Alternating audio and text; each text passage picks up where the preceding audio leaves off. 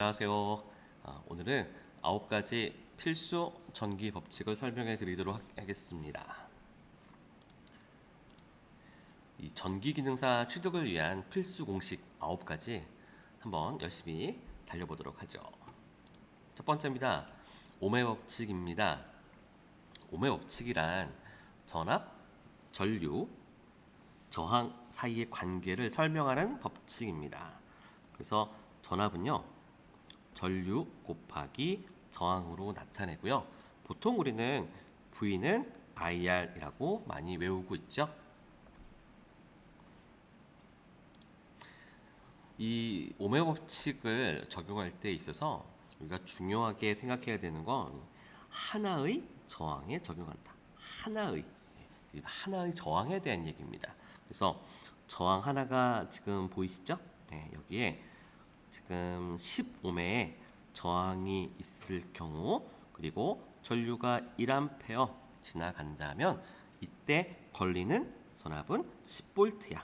이렇게 우리는 알 수가 있다. 자, 법칙을 적용해 보면은 V는 I 곱하기 R이라고 했죠. 그런데 이때 흐르는 전류가 우리 1A였고 저항값이 10ohm이었죠. 이렇게 해서 계산하면 여기에는 10V가 걸려 있다. 요걸 잘 아시면 되겠습니다. 두 번째, 이 오음의 법칙을 적용할 때 있어서 중요하게 생각해야 될 조건인데요. 이 저항에서 전류가 들어오는 곳에 플러스로 두고요. 플러스 두고 전압원에서는 전류가 나가는 곳이 플러스이다. 이걸 좀 정확하게 좀 구분해 볼게요.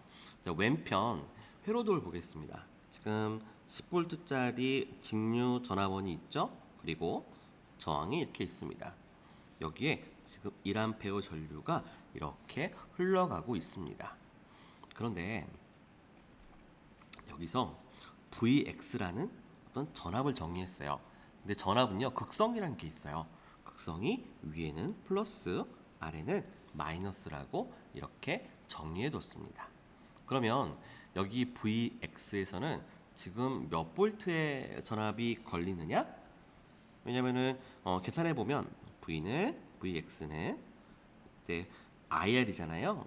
이때 흘러 들어오는 전류가 1A, 그다음에 저항값 10 해서 10V가 흘러갑니다.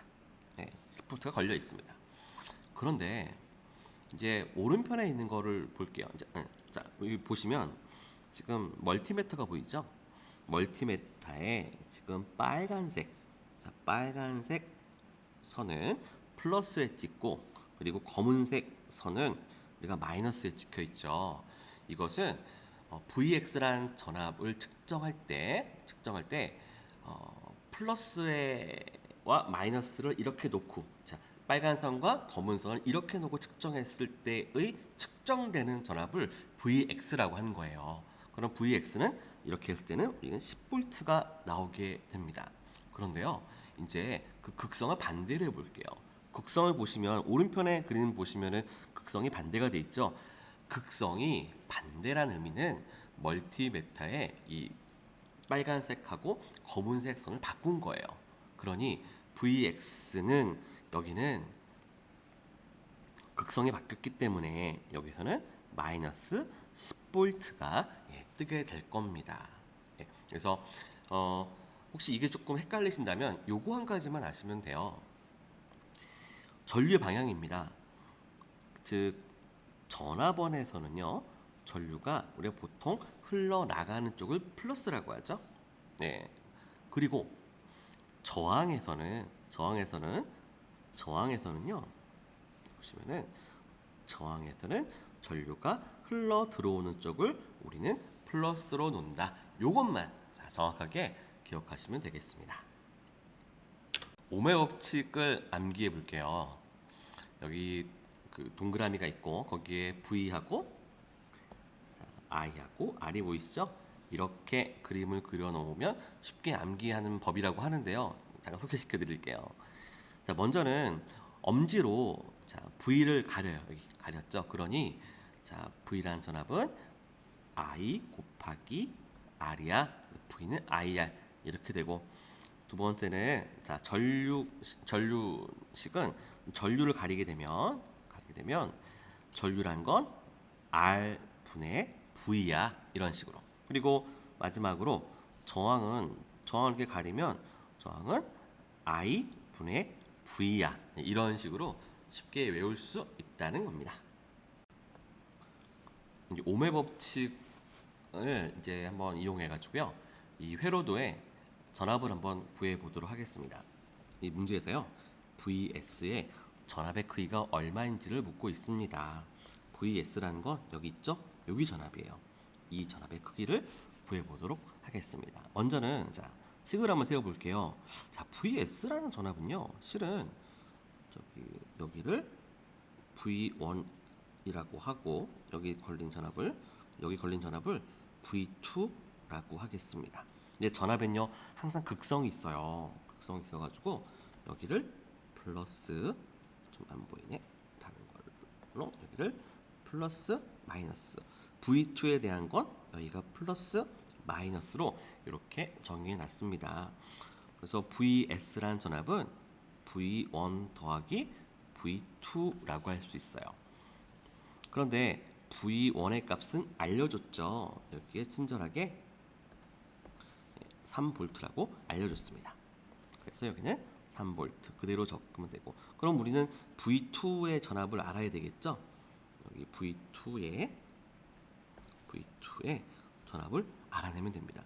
자, 그런데 자, V2의 전압을 알려면 여기로 흘러가는 전류의 값을 알아야 될 것 같아요. 왜냐면 V2의 전압은 5옴. 자, V는 IR이니까 자, I 곱하기 그래서 여기 저항값을 우리는 R1이라고 하고 얘를 R2라고 할게요. 그러면은 여기 흘러간 전류를 I라고 했으니 V2라는 전압은 I 곱하기 R2가 되겠죠. 그래서 R2 이렇게 적어 보겠습니다. 자, 그대로 적고요. 그런데 R2는 우리가 알고 있는 값이잖아요. 그럼 전류값 얘를 알아내야 되겠죠. 얘를. 그럼 얘랑 이 전류는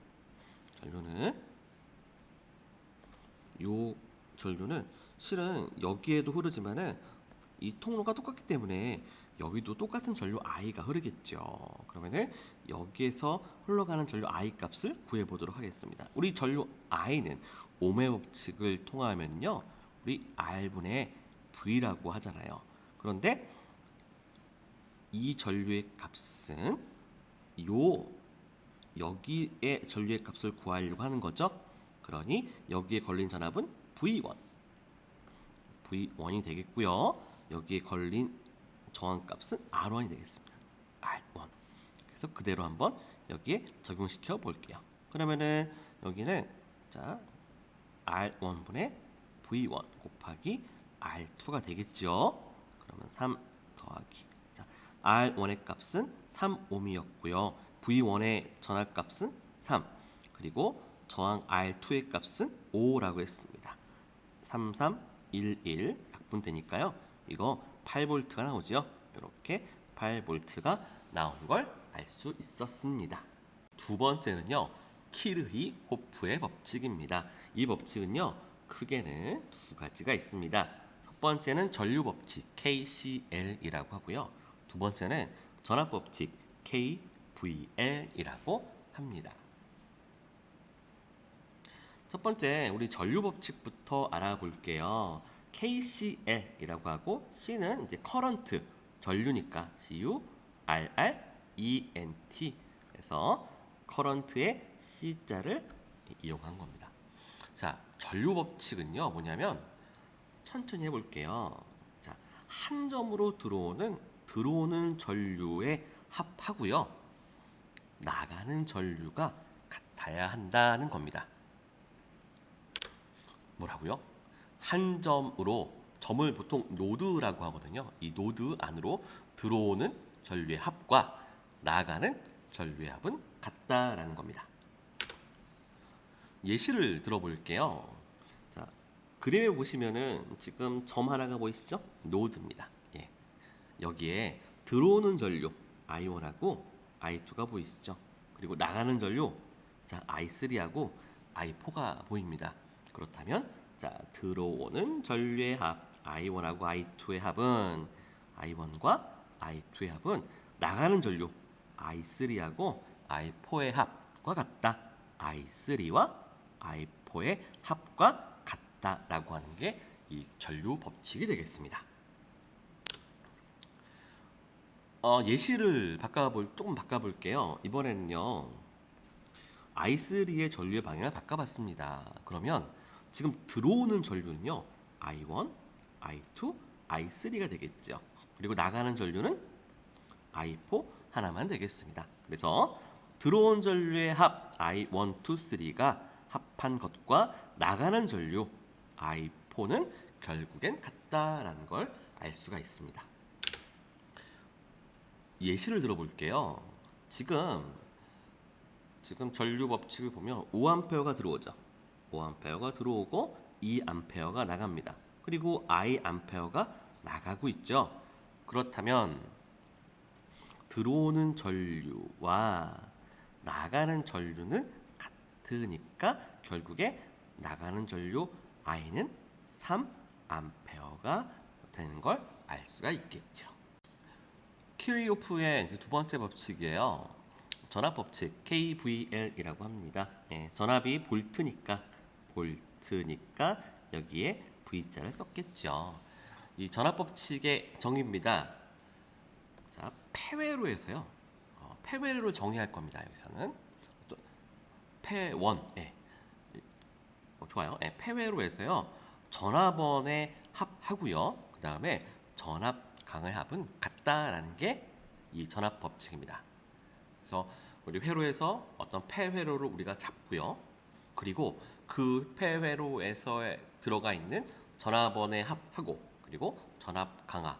뭐 지금은 저항에서 다 일어나겠죠. 저항에서 일어나는 전압 강하는 같다라는 겁니다. KVL 요 전압 법칙 할 때 좀 헷갈리는 게 있어요. 뭐가 가장 헷갈리면요, 부호요. 엄청 헷갈려합니다.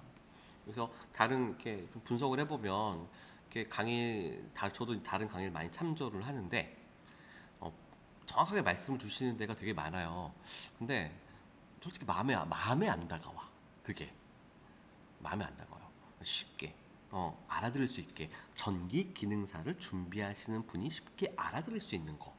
그 정도가 필요하다 생각을 해서 방법을 하나 만들어 봤어요. 뭐 간단합니다. 그래서 일단 우리가 회로에서요, 폐회로의 방향을 정할 거예요. 이걸 먼저 정한 다음에 그 다음에 우리가 또 어떤 전류의 방향하고 이 폐회로 방향하고 같으면 앞에 구호를 플러스를 쓰고요. 다르면 마이너스를 쓰시면 됩니다. 그래서 간단해요. 전압원, 우리 전압원에서 보면은 보통 플러스에서 전류가 나온다고 보시죠. 그래서 이 전압원에 대한 건 전류가 플러스에서 나온다라고 그리고 저항에서는요 보통 플러스로 전류가 들어갈 때 플러스 이렇게 합니다. 이 방향 전류의 방향은 플러스로 들어갈 때 그래서 전압원하고 이 저항하고 전류의 방향이 서로 다르죠. 요것만 알면 됩니다. 이렇게 알고 이걸 적용하면 굉장히 이제 쉬워지죠. 이 전압 법칙을 이제 회로에서 직접 적용시켜 보겠습니다. 지금 먼저 이렇게 빨간색 보이시죠? 이게 폐회로 방향이에요. 폐회로의 방향을 제가 정해봤습니다. 시계 방향으로 돌아가는 방향이죠. 그 다음에 이 회로에 들어가 있는 이 모든 요소의 전류 방향을 한번 정해 보도록 하겠습니다. 자, V1은 그냥 여기가 플러스고 마이너스니까 전류가 이쪽 방향으로 나온다고 볼 수 있죠. V2도 마찬가지예요. 여기가 플러스고 마이너스니까 전류가 이 방향. 그런데 V3는 좀 다르죠. 전류가 플러스 마이너스 이 방향이 이렇게 다르죠. 그러니까 전류가 이 방향으로 나온다. 그리고 저항에서는 플러스로 전류가 들어간다고 했죠. VA에서는 그래서 이쪽 방향 전류가 들어가고 VB에서는 플러스가 밑에 있죠 지금. 그렇다 보니까 전류가 요 방향으로 들어간다. 그러면 요거를 갖고 우리 법칙을 한번 세워보겠습니다. 첫 번째, 전압원의 합. 전압원의 합과 KVL은 뭐가 같다고요? 전압 강하의 합이 같다라는 겁니다. 그럼 전압원은 지금 V1, V2, V3 세 개밖에 없죠? 그럼 이거의 합은 자, V1 같은 경우 폐회로의 방향하고 지금 같죠? 지금 요 방향하고요. 요 방향하고 같죠. 그렇다 보니까 V1은 플러스 V1, V2도 같았어요. 플러스 V2.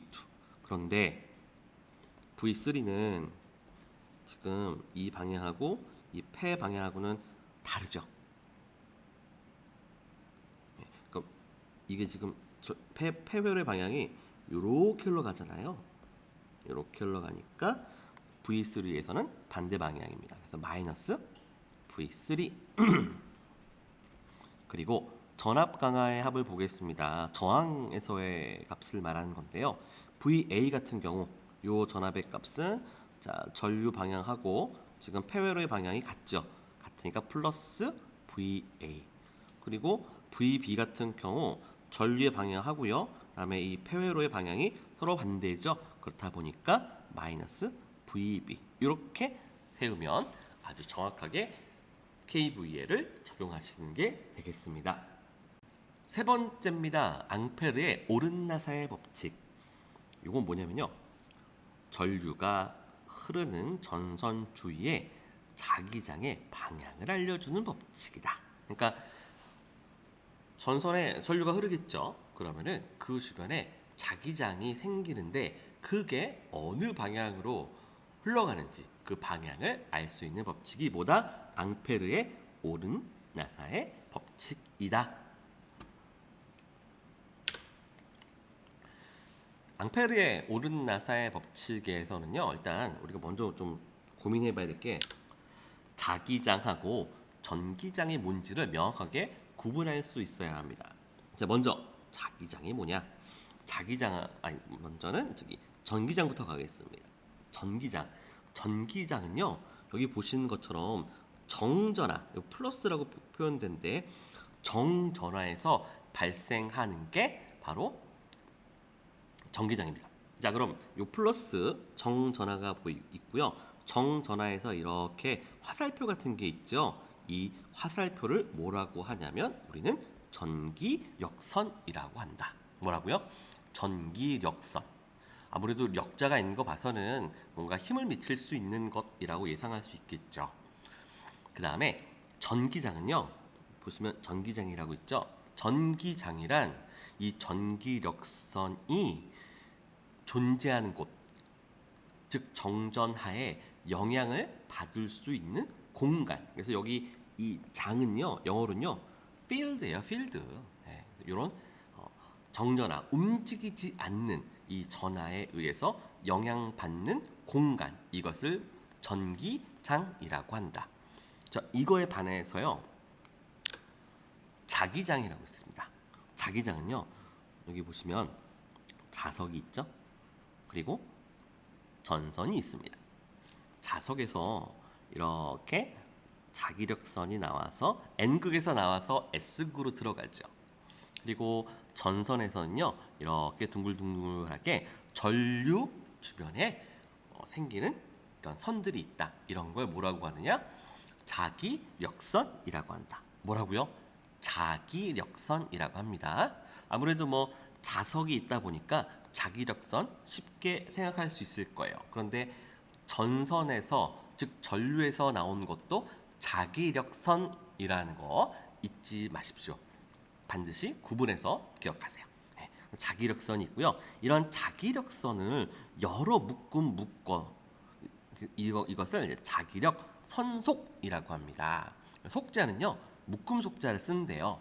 그리고 이 자기력 선속이라는 단어를 간단하게 줄여서 우리는 자속이라고 합니다. 그리고 자속을 나타내는 기호는 파이, 그리고 단위는 웨버 사용하고요. 또 자속하고 거의 똑같은 개념으로 자속 밀도라는 걸 씁니다. 자속 밀도의 기호는 B라고 하고요. 밀도라 보니까 이제 면적으로 자속을 나눈 거죠. 그래서 단위도 웨버 그리고 퍼 메타 제곱으로 쓴다. 그리고 이렇게 자기력선에 영향을 받는 공간을 자기장이라고 한다. 자, 그러면 이제 명확하게 구분이 되시나요? 전기장은 움직이지 않는 정전하에 의해서 발생하는 것, 이게 전기장이고, 자기장은 이 전류는 전하가 움직이는 거죠. 움직이는 전하에 의해서 발생하는 건 자기장이야. 이런 식으로 명확하게 구분해 주시면 전기장과 자기장을 헷갈리실 필요는 없겠죠. 자, 그러면 이제 앙페르의 오른 나사의 법칙을 적용시켜 볼게요. 이 법칙은요, 이 두 가지에서 적용이 됩니다. 첫 번째는 전선에 이렇게 전류가 흘러갈 때 이 전류가 흘러가는 방향에 오른손 엄지를 맞추고 나머지 네 가지 손가락이 이제 가르치는 방향이요. 자속이 흘러가는 방향이다. 그리고 두 번째는 이제 코일에서 적용이 됩니다. 코일에 지금 전류가 흘러가는 방향이 보이시나요? 빨간색으로 이렇게 넘어가고 있죠. 전류가 흘러가는 방향에 손가락 4개를 맞춥니다. 그러면 나머지 엄지의 방향이 이 전류에 의해서 발생하는 그 자기장, 자속이 흘러가는 방향이다. 엄지의 방향이 이 엄지의 방향 있죠? 요 방향이 자속이 흘러가는 방향이다. 이렇게 적용할 수가 있습니다. 네 번째입니다. 쿨롱의 법칙인데요. 쿨롱의 법칙이란 전하를 가진 두 물체 사이의 거리 사이에 작용하는 힘의 크기라는 게 있어요. 그러니까 플러스 전하, 마이너스 전하 또는 뭐 플러스 전하 이렇게 이런 전하 사이에 뭐 끌어당기는 힘이든 뭐 밀어내는 힘이든 작용을 하겠죠. 근데 이 힘의 크기가 두 전하의 전하 크기의 곱에 비례하고 또는 거리의 제곱에 반비례한다라는 게 바로 쿨롱의 법칙입니다. 그리고 이 쿨롱의 법칙은요, 정지에 있는 전하에도 적용이 되고요, 또 자성체, 자극에도 적용이 된다. 보시면 되겠습니다. 이 쿨롱의 법칙을 실제 우리가 좀 몸으로 체감할 수 있는 방법이 있는데요. 이 동영상 한번 같이 보도록 하시겠습니다. 안녕하세요. 쿨롱의 법칙을 좀 더 구체적으로 설명드리려고 이 시를 갖고 왔습니다. 앞에 보이시는 거는 애플에서 제공해주고 있는 이어폰이죠. 이 자성체를 갖고 있는 물체가 가까이 갔을 때 굉장히 큰 힘을 받는다라는 거. 쿨롱의 법칙에서 보면은 거리에 제곱에 반비례한다고 나오죠. 그런 것처럼 자 볼게요. 지금 이거를 가까이 붙여볼게요. 이렇게 가까이 점점 붙일수록 지금 전혀 느낌이 안 나는데 조금만 가까이 나가면 서로 지금 자성체가 밀어내고 있다는 느낌이 나요. 좀 더 가까이 갈수록 좀 더 그런 힘은 강해지죠. 그런 것처럼 이 쿨롱의 법칙에서 말해주고 있는 것처럼 자성을 갖고 있는 물체가 점점 가까워질수록, 즉 거리가 가까워질수록 그 거리에 반비례해서, 그것도 그냥 반비례가 아니라 제곱의 반비례해서 그 서로 간에 밀어내는 힘이나 또는 인력들은 커진다라고 얘기할 수가 있습니다. 한번 여러분 갖고 계신 이어폰이 있다면 이렇게 한번 비벼보시면, 가까이 대보시면 그 힘을 한번 경험해 보실 수 있을 겁니다. 쿨롱의 법칙을 이제 식에 대한 내용을 한번 제시해 드릴게요. 자, 왼편 그림 보이시죠? 왼편에 그림에 보시면 플러스 Q1이라고 보이십니다. 이거는요, 양 전하를 나타내는 기호고요. 단위를 쿨롱이라고 씁니다. 양 전하를 나타낼 때는 보통 Q라는 이런 기호를 사용합니다. 그리고 저 오렌지 색깔 보시면은 마이너스 Q2라고 보이시죠? 이거는 전화를 나타낸다.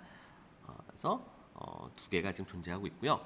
두 개가 이제 하나는 양 전화이고 하나는 전화이다 보니까 서로 끌어당기는 인력이 존재한다.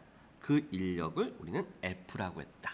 그리고 두 전화 사이의 거리를 R 메타라고 이렇게 했습니다. 이런 경우 쿨롱의 법칙은요. F는 힘의 크기는 4파이 입실론 제로분의 R 제곱분의 Q1, Q2 이렇게 되어 있다는 겁니다. F는 힘의 크기를 나타내는 거고요. 단위는 뉴턴이라고 합니다. 그리고 Q1과 Q2 보이시죠? 요거 Q1 쿨롱, Q2 쿨롱이라고 하는데요. 얘는 전하의 양을 나타냅니다. 그리고 R 메타는 전하 사이의 거리를 나타내고요. 그리고 여기 입실론 제로라고 있죠? 여기 입실론 제로. 예. 자, 얘는 진공의 유전율이라고 그래요. 그래서 8.854 곱하기 10의 마이너스 12승이라고 합니다. 가끔 이거를 물어보는 문제도 있으니까요. 꼭 이거 기억하시고요. 그런데 유전율이란 건 도대체 뭐냐? 유전율이란 건 간단하게 말해서요. 외부 전기장에 의해서요. 물체가 영향을 받는 정도. 그러니 자, 생각해 보세요. 지금 Q1과 Q2가 있어요. 근데 Q1이 이제 양전하다 보니까 얘가 전기력선을 이런 식으로 이렇게 내보내겠죠. 그러면 이 전기력선에 의해서 Q2가 영향을 받겠죠. 근데 영향을 받는 정도는 Q2가 예를 들어 뭐 플라스틱에 있는 전하다, 아니면 금속에 있는 전하다, 뭐 이런 물질에 따라서 이 외부에서 만들어진 전기장에 영향을 받는 정도가 다르겠죠.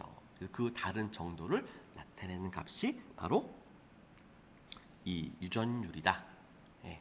근데 여기 지금 이 Q1과 Q2 사이에 있는 공간에 아무것도 없는 진공의 상태이니 이 진공의 상태를 나타내는 유전율을 사용하고 있는 겁니다. 쿨롱의 법칙이 아까는 이제 정전하에 적용됐던 거죠. 이제는 자극, 쉽게 말하면 자석에 적용된 거예요. 거의 비슷합니다. 왼편에는 파란색 S극이 보이시죠? 근데 보시면 M1이라고 되어 있습니다. 자석의 영어로 이제 마그네틱이니까 M자를 썼고요. 웨버라는 단위를 썼습니다. 너무 간단한 얘기인데 왜 자석의 세기가 왜 웨버냐? 왜냐면 우리가 센 자석이다, 약한 자석이다를 우리가 판단하는 건 이 자석에서 만들어 나오는 이런 자기력선이 세면 센 자석이라고 하죠.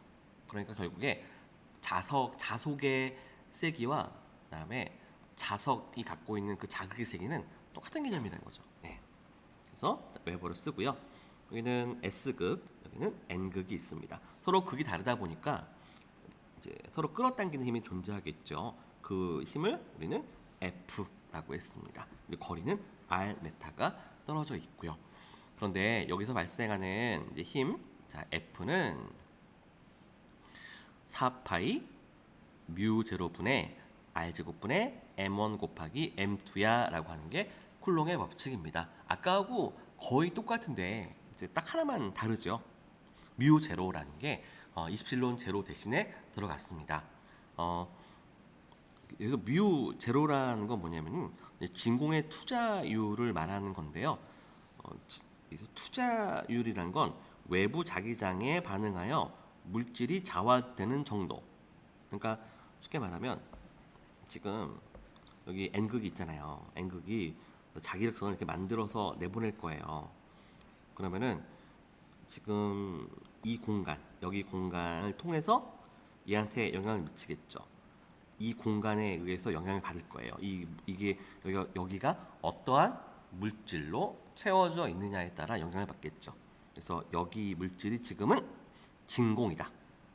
그럴 경우 진공의 투자율을 쓴다. 뮤 제로라고 하고요. 4파이 곱하기 10의 마이너스 7승. 이것도 반드시 암기하고 계시면 되겠습니다. 쿨롱의 법칙을 보면은 여기 유전율하고요. 그다음에 투자율이 나오죠. 투자율, 유전율 나옵니다. 그런데 얘는 비유전율과 그다음에 진공의 유전율을 곱해서 유전율을 계산하고요. 투자율도 마찬가지예요. 비투자율이죠. 곱하기 진공의 투자율, 뮤제로. 진공의 투자율을 이렇게 곱해서 계산을 한답니다. 왜 이렇게 하는지 저 나름대로 좀 생각을 해보니 우리 진공의 투자율 8.854 곱하기 10의 마이너스 12승이잖아요. 되게 복잡하잖아요. 크고. 그래서 각각 이거를 기억하기 어려우니 아마도 예를 들자면 플라스틱의 유전율은 진공의 유전율의 1.5배야. 뭐 이런 식으로 쉽게 좀 기억하기 위해서 이런 비유전율이라는 개념, 또 비투자율이라는 개념을 사용한 것 같습니다. 여기서 그 B라는 거는 비율을 나타내는 겁니다. 네, 아셨죠? 자, 다섯 번째하고 여섯 번째는요. 패러데이의 전자유도 법칙과 렌츠의 법칙입니다. 패러데이의 전자유도 법칙하고요. 렌츠의 법칙 이 두 가지에 대해서 배워볼 텐데요. 먼저는 이 코일이 갖고 있는 특성을 정확하게 알고 있어야 이것에 대한 내용을 우리가 쉽게 이해할 수 있습니다. 자, 오른편에 자, 코일 보이시죠? 자, 이런 걸 자, 코일이라고 합니다. 근데 코일의 특성 중요한 거. 코일은요 내부 자속을 일정하게 유지시키려 하는 특징이 있다. 자, 내부 자속이라고 한다면 이제 여기에 요 안을 지나가는 자속이 있습니다. 이 자속이 변하지 않게 일정하게 유지시키려 하는 그런 능력이 있다. 네. 보시면 자, 코일 내부의 자속에 만약 변화가 생기면 코일은요 얘를 일정하게 유지시키려 하기 위해서요 코일은 외부에서의 자속과 반대 방향의 자속을 발생시킵니다. 자, 지금 무슨 얘기냐면 지금 외부에서요 이렇게 자속이 들어왔어요. 두 개에서 두 개 나가고 있습니다. 없던 게 두 개가 생긴 거예요. 그러면 이 코일은요, 외부에서 자속이 발생했네. 그럼 나 일정하게 유지시켜야지. 그래서요, 이 외부에서 들어온 외부에서 증가한 자속을 감소시키기 위해서요, 요 방향으로 반대 방향으로 코일 스스로 자속을 만들어내요. 네. 자, 그러면은 이 자속을 코일이 만들어냈으니 이 코일에 전류가 흘렀던 거고요. 전류가 예를 들어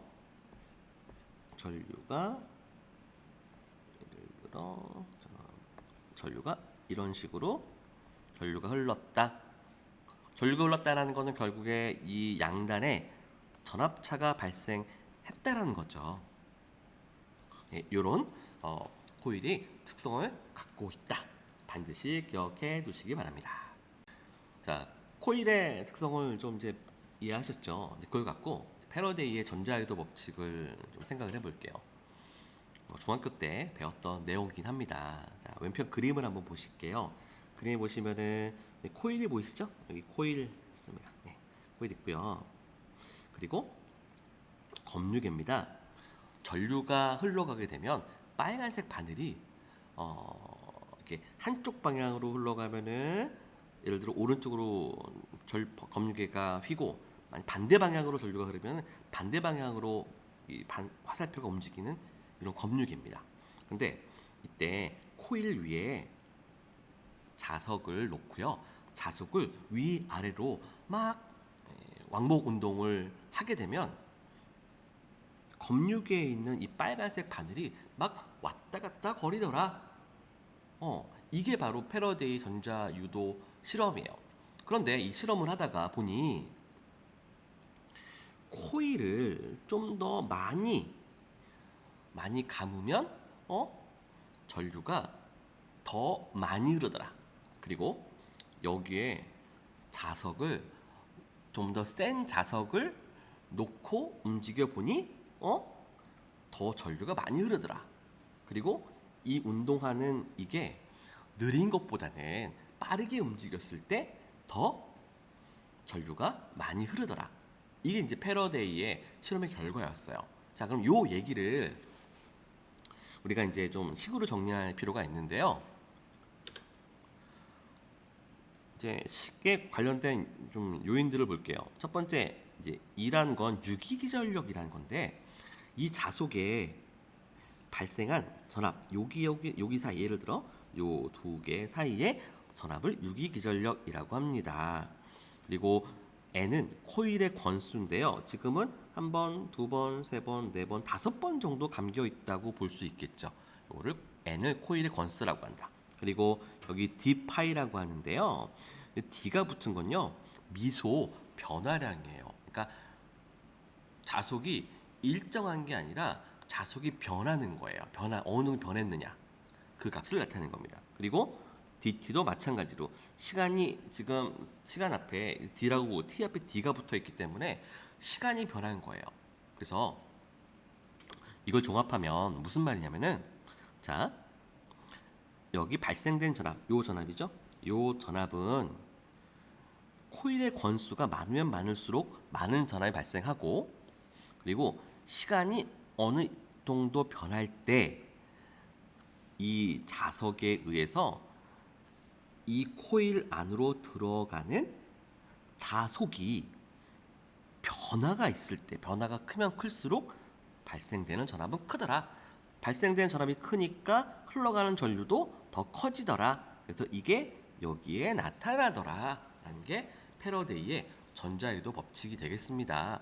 전기 기능사 정도에서는요, 우리가 이제 이런 식을 이제 기억하기보다는 이 상황들, 뭐가 커지면 뭐가 어떻게 되더라.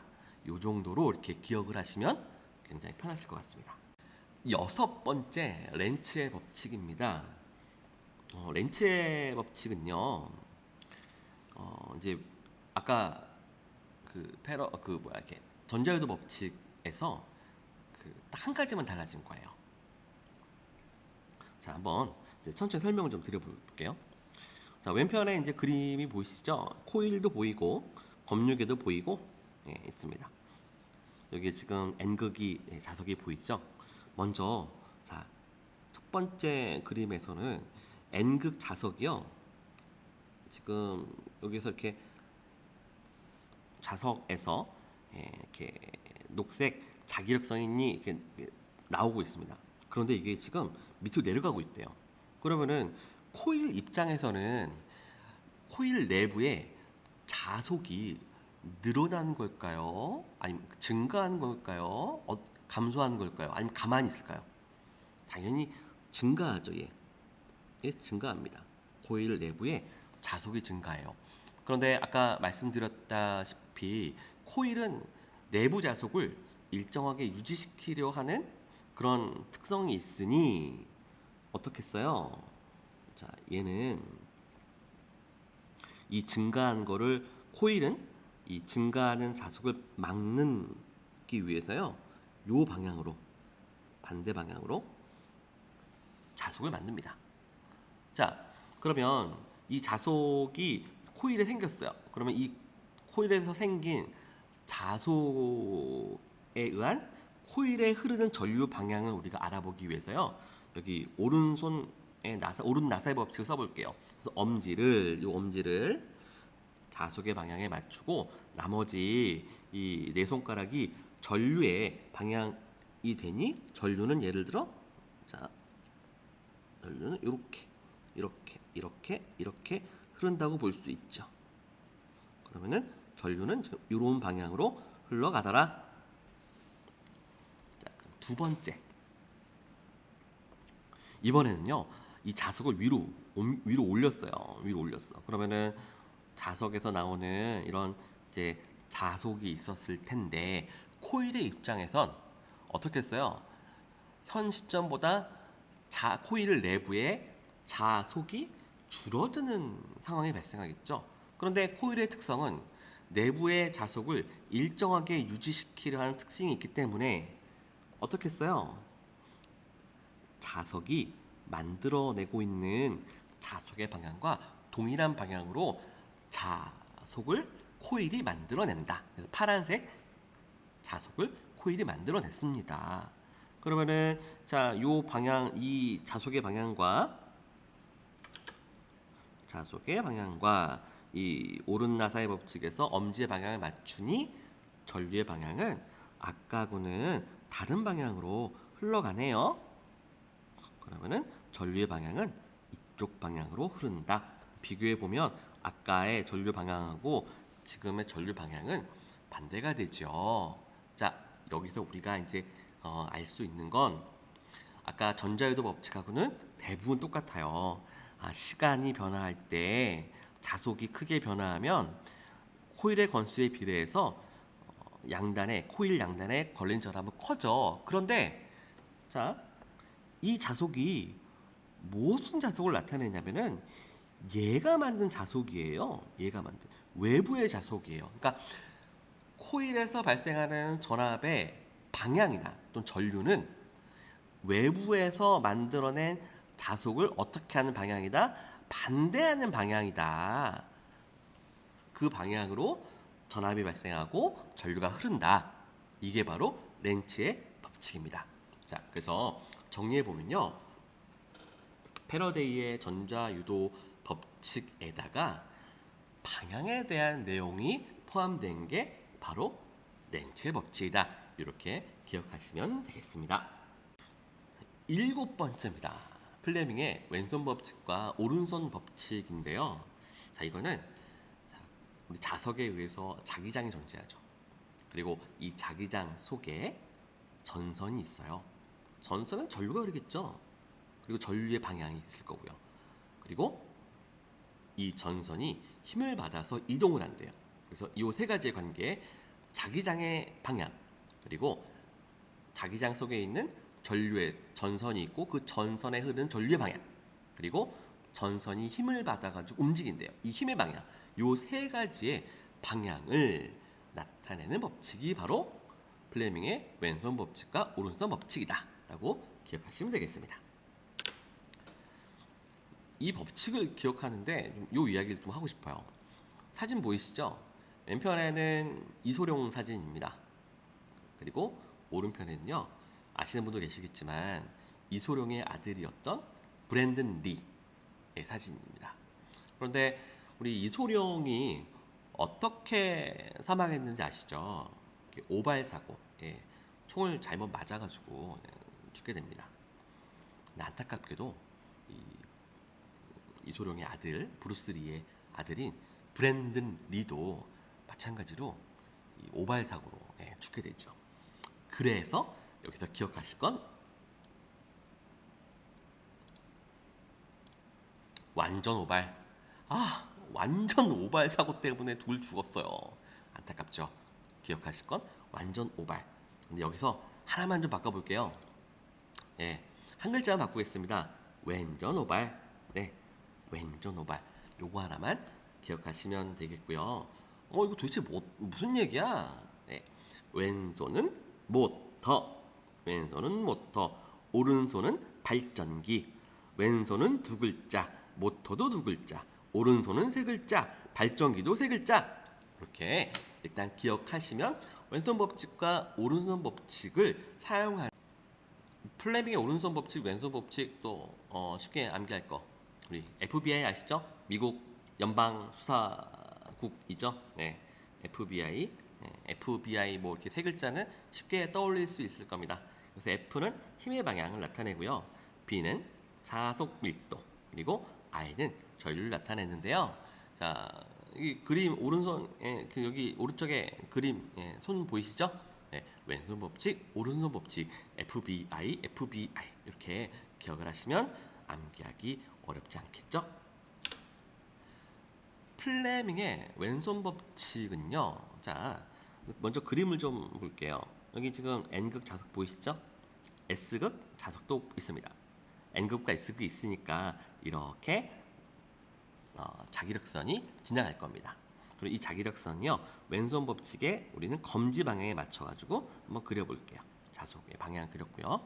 그 다음에 검은색은 요거는 전선을 나타냅니다. 전선에 이렇게 빨간색 지금 전류가 흘러가고 있죠. 요 전류의 방향을 우리 중지의 방향에다 맞추겠습니다. 그럴 때 엄지가 나타내는 방향이 힘의 방향이다.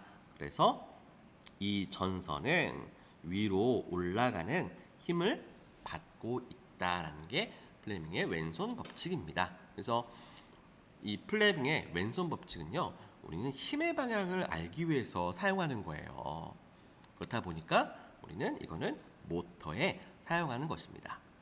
그래서 이 발생된 힘 F라는 거는 자속 밀도 웨버/메타죠, 단위가. 이것과 전류 I 암페어에 비례한다는 것도 나타내는 겁니다. 즉 그러니까 그 자속 밀도하고 전류의 방향에 의해서 힘의 방향도 알 수 있을 뿐만 아니라 이 힘의 방향뿐만 아니라 힘의 크기도 자속 밀도하고 이 전류에 의해서 비례한다라는 것까지 나타내는 게 플레밍의 왼손 법칙입니다.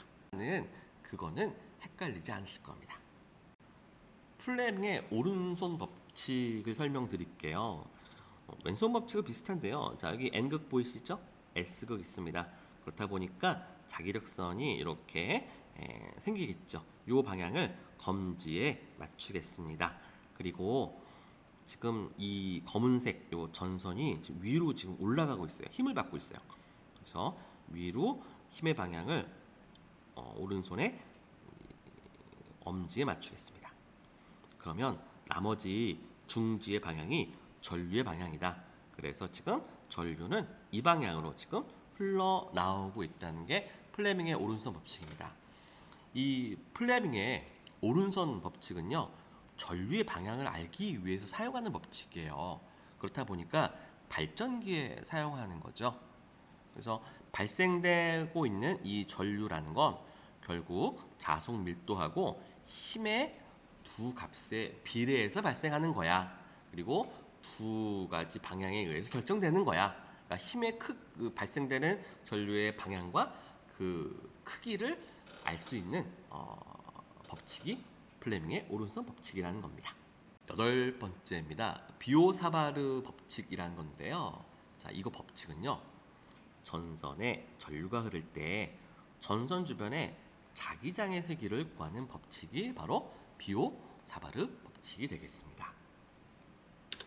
이 비오사바르 법칙을 정확하게 알기 위해서는요, 우리 자기장의 세기라는 것 하고요, 그다음에 자속 밀도를 좀 비교해 볼 수 있어야 될 것 같아요. 그래서 자기장의 세기라는 거는, 자, 기호를 H라고 쓰고요, 단위를 암페어 퍼 메타라고 읽어요. 근데 이것은 자속 밀도와 굉장히 비슷한 개념이에요. 근데 얘는 매개체의 영향을 고려하지 않은 것, 이 정도로만 기억하시면 되겠습니다. 전기 기능사에서는. 그리고 자속 밀도는 B라고 하죠. 웨버 메타로 단위를 사용하는데요. 얘는 우리가 자석의 세기를 나타내는 것으로 쓰기도 하고, 그다음에 자속이 통과하는 이런 매개체에 영향을 받는 값이라고 합니다.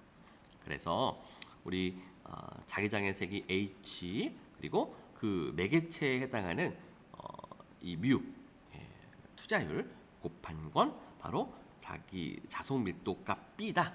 요거는 시험에 가끔 나오니까요, 공식은 암기하시기 바랍니다. 8번째 비오 사발의 법칙은요, 어떤 원리냐면, 지금 노란색 전선이 보이시죠? 여기에 전류가 흘러가고 있는 게 보입니다. 이 전선으로부터 거리가 R만큼 떨어진 이 위치, 요 점에서의 자기장의 세기를 구하는 공식인데요. 원리만 좀 볼게요. 이 원리는 전선을요, 이렇게 조그만 단위로 길이를 나눠요. 얘를, 그리고 여기에 전류가, 동일한 전류가 지나가겠죠. 얘를 미소 전류라고 합니다. 뭐라고요? 미소 전류. 그래서 I 곱하기 DL이라고 그래요. 그리고 각 미소 전류에서 거리가 R만큼 떨어진 위치에 있는 P라는 이 점에서 자기장의 세기를 구하는 게, 각각의 미소 전류에서 영향을 미치는 자기장의 세기를 다 합치면 이 점에서의 자기장의 세기를 구할 수가 있다라는 게 비오사바르의 기본적인 눌립니다. 보시면은 이제 이렇게 dh 4파이 r 제곱분의 i 곱하기 dl 이거는 외적이라고 그래요. 그래서 ar이라고 하는데 이렇게 이제 어렵게 알 필요는 없고요. 식을 일단 암기를 할 거는 요거 하나 암기하실 필요는 있습니다.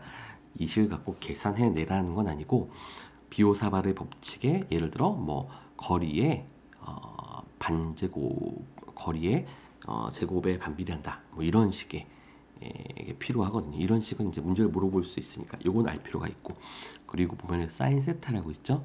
세타는 이 미소 전류하고 이 지점 사이에 거리 선하고 그다음에 수직 성분인 것과의 각입니다.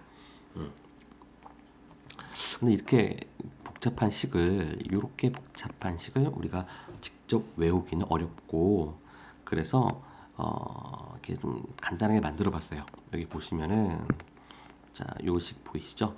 요 식으로 우리가 대체해서 좀 기억을 할게요.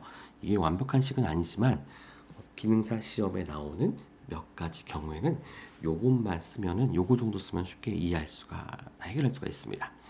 그래서 자기장의 세기는 h는 4파이 r 제곱이고요. r은 거리죠. 요 거리를 나타냅니다. 그리고 전류는 이 전선에 흐르는 전류값. 그리고 L 이게 뭐냐? L 이게요. 전선의 길이에요. 전선의 길이. 왼편에서 보시면은 이 전체 요 길이가 되겠죠. 요 길이가 이렇게. 근데 이게 좀 계산이 간단하게 다 이제 된 것만 나오니까요. 너무 걱정하지 않으셔도 됩니다. 예시를 들어볼게요. 원형 코일 중심에 자기장의 세기, 즉 지금 코일이요. 이렇게 뱅글뱅글 감겨 있는 거예요. 한 번만 감긴 게 아니라 n번 감겨 있습니다. 그리고 이 중심, 요 점에서의 자기장의 세기가 얼마인가를 계산하는 이 식을 만들어내야 돼요. 물어보거든요.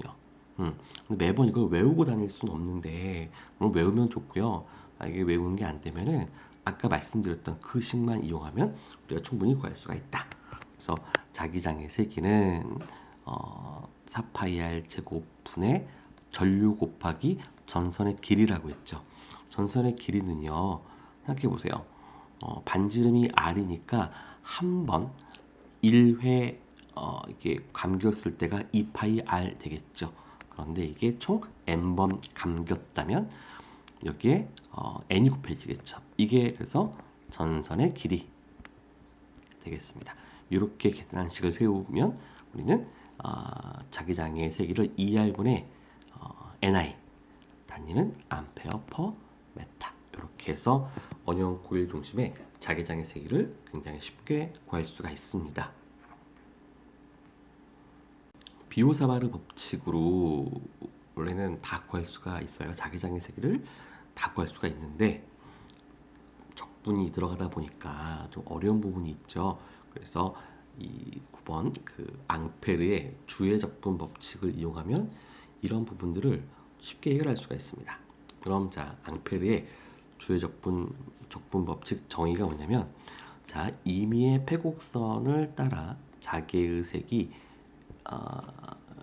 H를 선적분하면 패곡선 내를 지나는 총 직류 전류를 구할 수가 있다. 자, 이런 내용인데요. 간단하게 전기 기능자 수준으로 이걸 바꿔서 이야기하면요.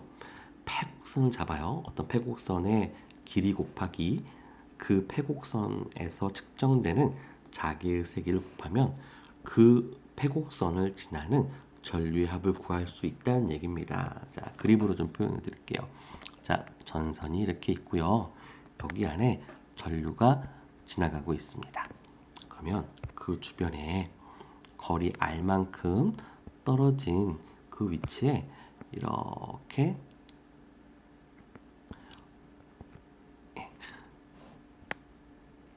이런 이제 여기에서의 자개장의 세기를 구하려고 그래요. 그런데 이 원리가 뭐냐면 이 여기에 있는 자기장의 세기를 모두 합쳐 보면 뭐와 같다? 아하, 여기에 지나가는 전류의 크기를 알 수 있다라는 거예요. 그런데 보통은 이제 여기에서의 자기장의 세기는 다 이 전선으로부터 동일한 거리에 있다 보니까 일정하겠죠. 그래서 이런 특수한 상황을 다 고려하면 결국에는 요 폐곡선의 길이 곱하기 자기의 세기, 이 각 지점에서 다 똑같은 자기의 세기를 갖겠죠. 요 자기의 세기를 곱하면 즉 이 원 안을 통과하는 전류값 I를 구할 수가 있다는 게 앙페르 주의 적분 법칙입니다. 몇 가지 좀 예를 들어보도록 하겠습니다. 첫 번째는요, 무한히 긴 직선상의 직선상의 이제 전선이죠. 이 전선이 무한히 길 때 거리 R만큼 떨어진 곳에서의 자기장의 세기가 얼마가 되겠는가를 물어보는 그런 문제입니다. 그래서 식은 뭐 이렇게 생성이 되는데요. 자, 뭐라고 했죠? 자, 이 자개가 지나가는 이 폐곡선의 길이를 구할 것. 2파이 R이겠죠. 2파이 R. 그거 곱하기 자기장의 색이 H 하면 이 폐곡선을 지나가는 전류의 합을 구할 수 있다. 그래서 전류 I가 나왔습니다. 우리가 구하고자 하는 건 자기장의 세기이니까 H는 2파이 R분의 I가 되겠죠. 네. 만약에 여기에 흘러가는 전류가 I1, 2, 3 이렇게 세 가지가 있다.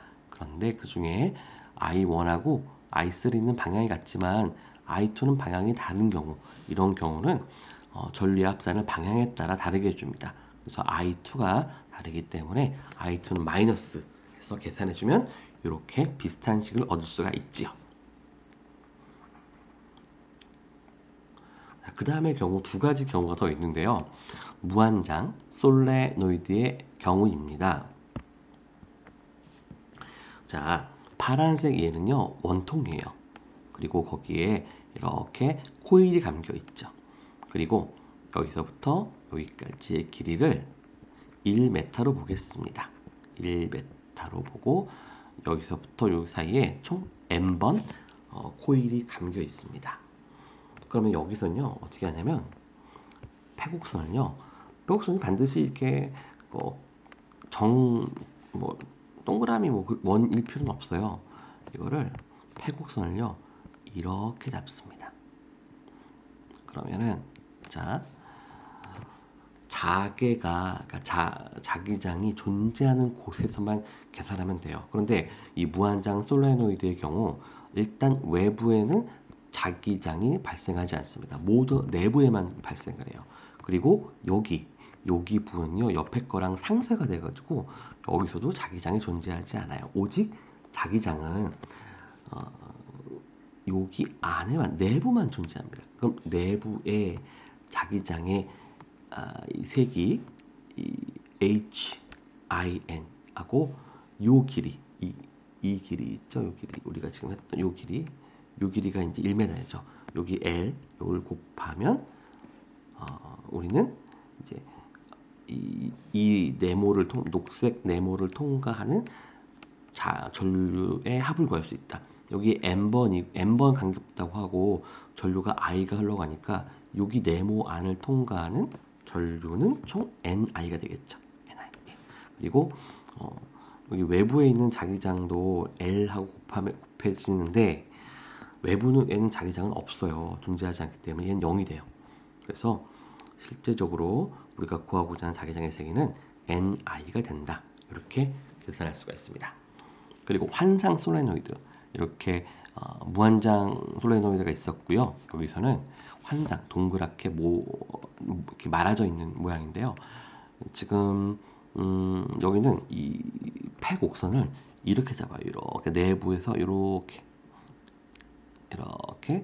잡습니다.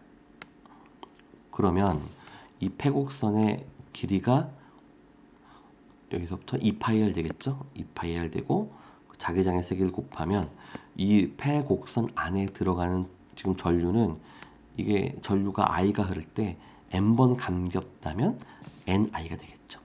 그래서 자기장의 세기는 2파이 R분의 ni 이렇게 구할 수가 있습니다.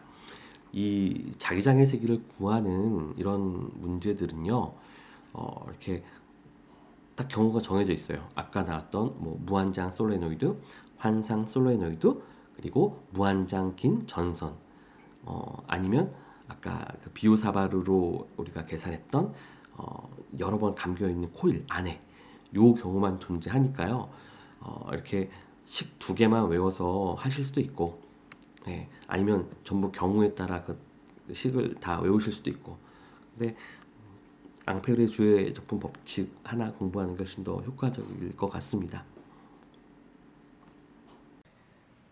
9가지 필수 전기 법칙을 소개해드렸어요. 첫 번째 오메 법칙이었고요. 그리고 키르호프의 전류 법칙, 전압 법칙, 그리고 앙페르의 오른나사의 법칙, 그리고 쿨롱의 법칙, 패러데이의 전자유도 법칙, 그다음에 렌츠의 법칙, 그리고 플레밍의 왼손 법칙, 오른손 법칙, 비오 사바르 법칙, 그리고 앙페르의 주의 적분 법칙을 배워봤습니다. 여러분들 이렇게 장시간 동안 이렇게 힘드셨지만 이 강의를 통해서 전기 기능사에 나오는 가장 중요한 공식 9개를 확실히 이제 아셨을 거라고 생각을 합니다. 이 강의가 마음에 드셨다면 좋아요와 구독 설정 부탁드리겠습니다. 댓글도 부탁드립니다. 감사합니다.